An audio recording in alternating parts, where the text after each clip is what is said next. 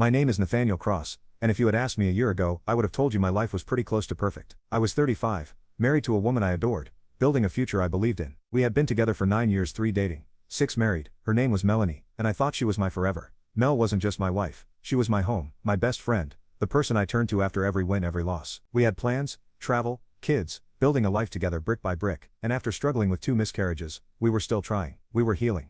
Or so I thought. Everything came crashing down after a wedding she attended out of town. A close friend's destination wedding. I didn't go because of work and finances. Mel understood, or pretended to. I even dropped her off at the airport, kissed her goodbye and told her to enjoy herself. She hugged me tightly and said she loved me. It never crossed my mind that she'd return as someone I'd no longer recognize. When she came back, everything looked normal. She was bubbly, told me all about the wedding, the beach, the laughter. That night, we had dinner, watched TV, and ended up in bed like we always did. I held her while she slept. I kissed her like nothing had changed. And yet something had. 3 weeks later, I started feeling off. Fatigue, discomfort. I thought maybe I was just burned out. I went to the doctor just to be sure, never expecting what came next. "Nathaniel," the doctor said carefully, "you tested positive for an STD." I laughed, like actually laughed. "That's not possible," I told him. "I'm married. I've only ever been with my wife." He gave me this look, one I'll never forget, and said, "Sometimes the people closest to us aren't who we think they are."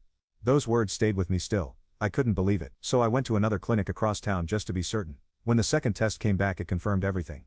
Same result. That night I sat alone in my car in the driveway for 2 hours. I stared at the front door. The door I had opened for her so many times with this pit in my stomach, but I didn't confront her.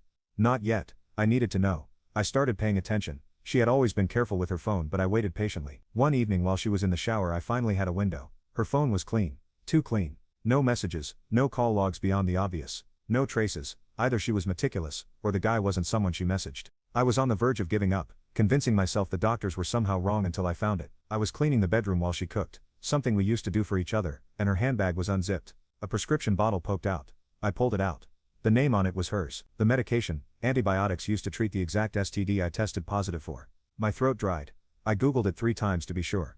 Then I called out, "Melanie, can you come here?" She walked in casually, drying her hands on a towel. I held up the bottle. "What's this?" She froze, blinked, then said, "Oh, that's for my friend. She asked me to pick it up for her."